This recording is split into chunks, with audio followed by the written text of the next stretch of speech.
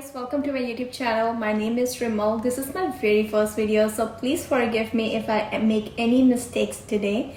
In today's video, I will be talking about average cost of living in Canada. I live in Brampton right now, but in my initial 3 years in Canada, I have lived in Surrey, that is in British Columbia. Categorize cost of living into variable and fixed expenses. Fixed expenses is something you cannot run away. You have to spend for living, for surviving in this country.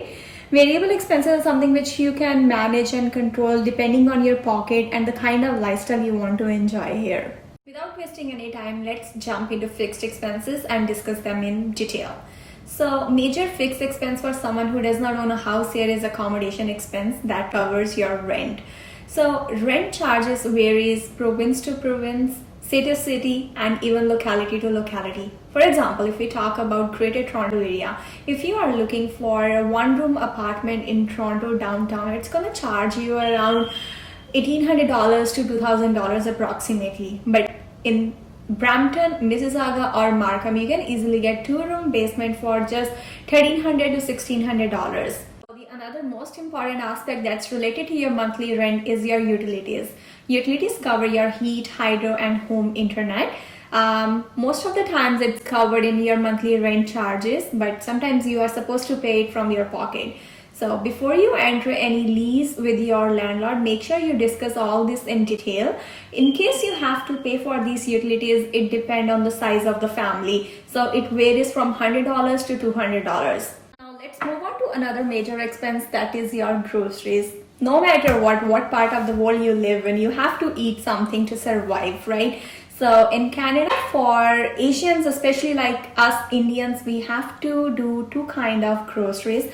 One is at major superstores, for example, Costco, Walmart, Canadian Tire, and the other small groceries which we do at local Indian grocery stores. Personally try to do is I make one trip to Costco a month where I try to purchase everything in bulk. But for my local groceries like fresh vegetables, fruits, I don't mind visiting local stores even twice a week, but I can definitely not visit Costco every week because that's really time consuming, and in this COVID season there are huge lineups outside which I try to avoid. But for vegetables, fruits, and dairy products, we have local Indian grocery stores in every area, which is much convenient. Someone who is single, or maybe you are an international student who does not get to cook their meals every day, to manage your time you can opt for tiffin services. In GTA throughout, there are so many tiffin service providers which cost you around $180 to $200. They usually have doorstep deliveries, and in case you want to opt for non-veg options, it will be $15 to $20 more, so it's a good choice. Most important expense after your food is your transit, that is your commuting. Trust me guys, you don't need to invest in your vehicle right away if you're a newcomer here, because there are so many other expenses you have to take care of.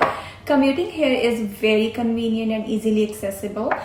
Different cities have their different transit cards. For example, in Brampton, there is a Brampton transit card which costs you around $128, and for Toronto, it's $156. Universities and colleges cover transit fees in their semester fees. For me, when I was studying at KPU, Kwantlen Polytechnic University, that is in Surrey, my monthly traveling expenses were already included in my semester fee. And when I saw it, it was $51 a month, which for other people was for $151. So in case your university is not covering your transit card expense, you should consider talking to your authorities, because there is definitely some privilege for students at lower discount rates. But yes, in case you want to invest in your own car, it varies on the make, model, and the year of the vehicle. For me, when I was having Toyota Corolla 2016 model, it was $250 monthly installment for the car, and $215 was my insurance for a month. But now when I have Audi A4, it cost me $750 for monthly installment of the car and $350 for monthly insurance. And yes, in case you have to get tenant insurance, which is not mandatory, most of the tenants don't want it, but in case you want to do tenant insurance on your own, or your landlord has asked you to opt for tenant insurance, you can link your auto insurance with the tenant insurance, because that way your house insurance is almost zero, or maybe you have to pay $5 in addition to your auto insurance. So that's the best deal. Let's talk about fourth and last major fixed expense, that is our telephone expenses. In Canada, there are two kind of plans. One is your bring your own device plan, another one is your phone deal plans.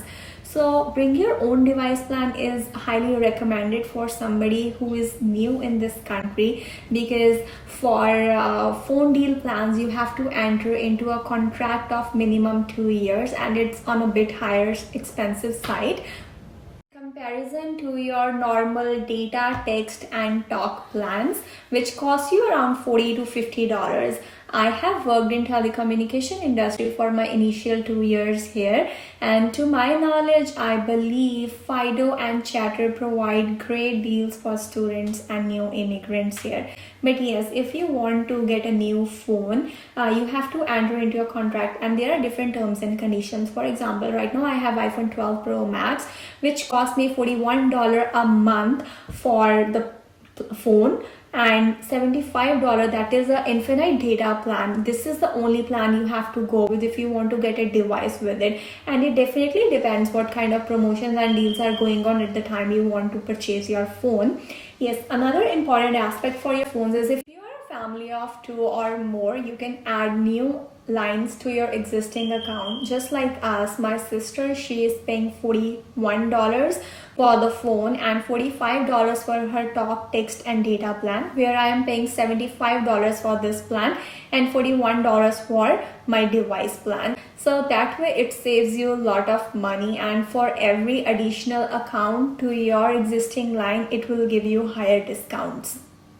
Another expenses in your entertainment section, such as Netflix, it costs you $10 a month.